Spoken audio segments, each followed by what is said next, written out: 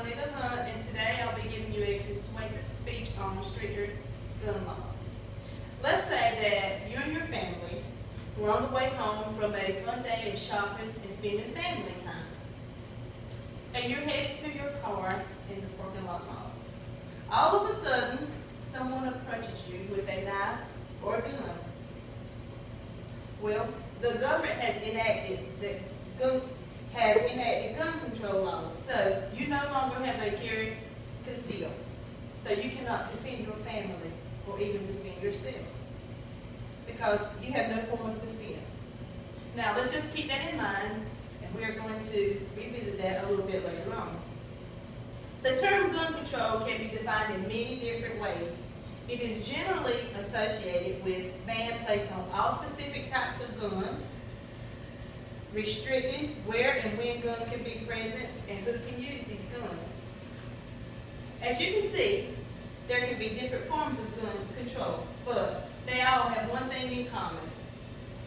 Enacting strict gun control laws is an indirect conflict with the Second Amendment of the United States Constitution. The Second Amendment of the United States Constitution states that a well-regulated militia, being necessary to the security of a free state, the right of the people to keep and bear arms shall not be infringed.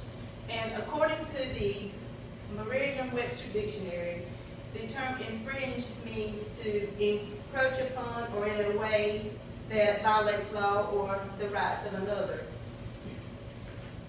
Gun control directly infringes upon the right to own a gun.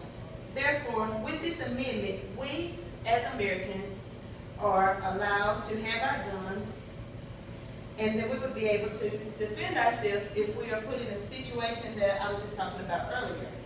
So, the United States enacting strict gun control laws will prevent people from feeling safe. It will be very difficult for someone to defend themselves when they're placed in such a situation.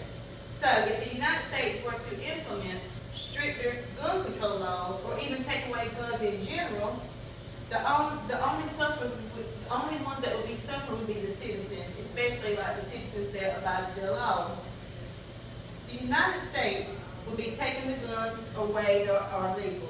So then the criminals who have illegal firearms in their possession would be the only non-military and non-government persons in legal possessions of a firearm. We have a responsibility to ensure that criminals who violate the law are prosecuted to the fullest rather than restricting the rights of law-abiding citizens. Gun control is a proven failure in fighting crime. Law-abiding citizens should not be asked to give up their rights because of criminals. Criminals who ignore gun control laws anyway. This is a quote by Senator John McCain, showing his stand on gun control. I am completely in agreement with this quote because law-abiding citizens should not be forced to relinquish their guns when the criminals in the United States who are going to ignore the gun control laws no matter what. So, we will still, the criminals, the gun control laws, no matter how strict they are or not, they will still have access to the guns. So with certain states being for gun control, they are actually losing money because the tax revenues from the manufacturers and the registrations of the guns in the state is going to no longer be coming in. This will also cause a decrease in jobs in the states. People who work for the manufacturing companies or work with the registering and purchasing of firearms will be out of a job due to this ban. In the state of Colorado, MACPORS employs around 200 people and supports about 400 supply chain jobs. And those jobs bring in approximately about $80 to $85 million per year. The state of Colorado losing that amount of money would be detrimental to the state's funding, and other areas will start receiving budget cuts to make up for that loss. Areas such as education, arts, and even the state parks and recreations. Okay, so now let's take a look at an example of what happens when a country places a ban on guns. In 1997, England placed a ban on guns, and the next year, there was an instant 50% increase in homicide rates. The crime rate in England did not decrease until there was an increase in the number of public officers in 2002, and they were armed with guns instead of only billy clubs. This shows that even if you are to ban guns, there will still be violence, there will still be danger, and death by firearms.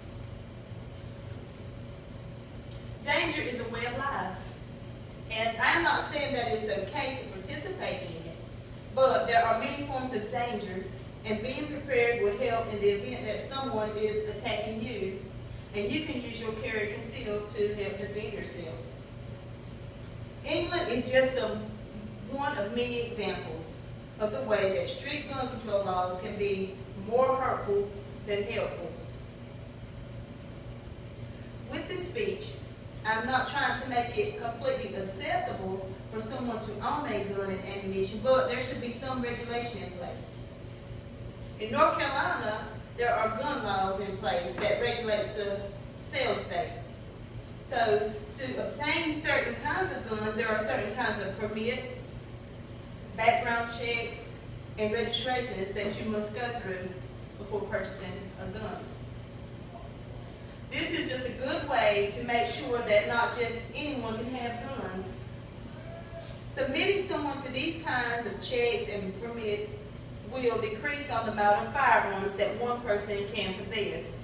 It will not only completely eliminate the illegal possession, but it will help to regulate things. While doing the research for this speech, I came across a video of Stephen Colbert speaking about gun control, and he made a very great point about the purchasing of ammunition. The quote says, "There has to be some way to make it harder to build an arsenal.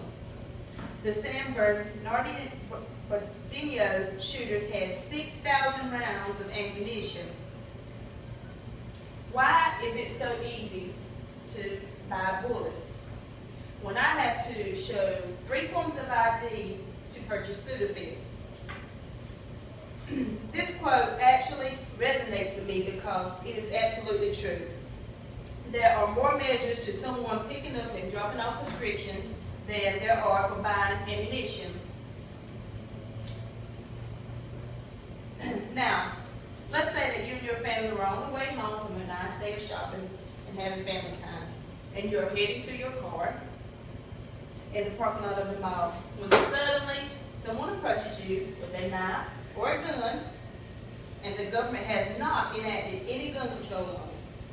So you have a permit for a carry and concealed weapon. You are able to defend yourself and your family against this attacker, and they get taken to jail, all because you were able to defend yourself and prevent them from harming you and your family. Wouldn't you feel better about having the right to bear your arms?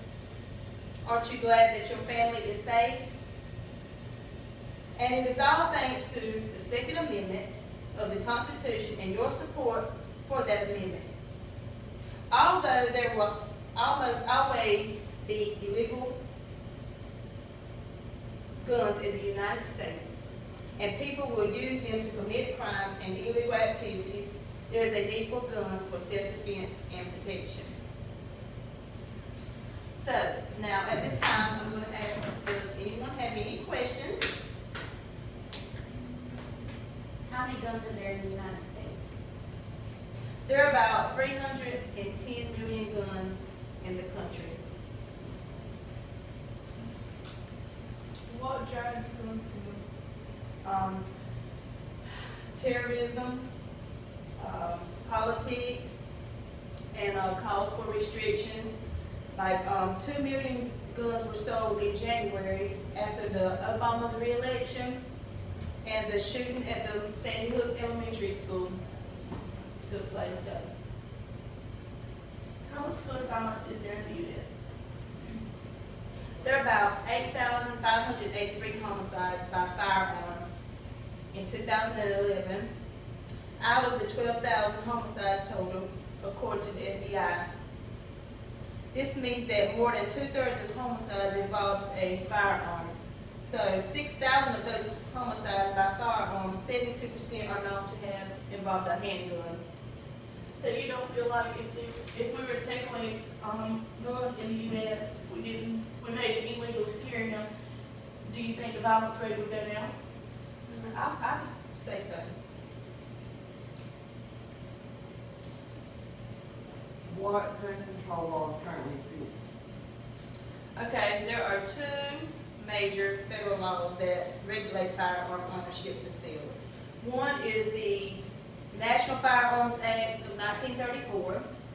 It restricts civilians from owning automatic weapons like short barrel shotguns, hand grenades, and other powerful arms. The other act is the Gun Control Act of 1968. That focuses on the commerce. It prohibits mail order sales of the weapons, and it requires anyone in the business of selling guns to be federally licensed and keep permit sales records. It also prohibits the selling of guns to those with prior criminal records, minors, individuals with mental health problems, and a few other categories of people. Do you get a license to own a gun?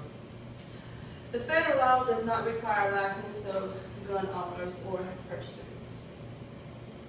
So in your speech, you are convincing us that you feel like, We should not have stricter law. right, so you feel like we should be able to carry Yes. concealed weapons.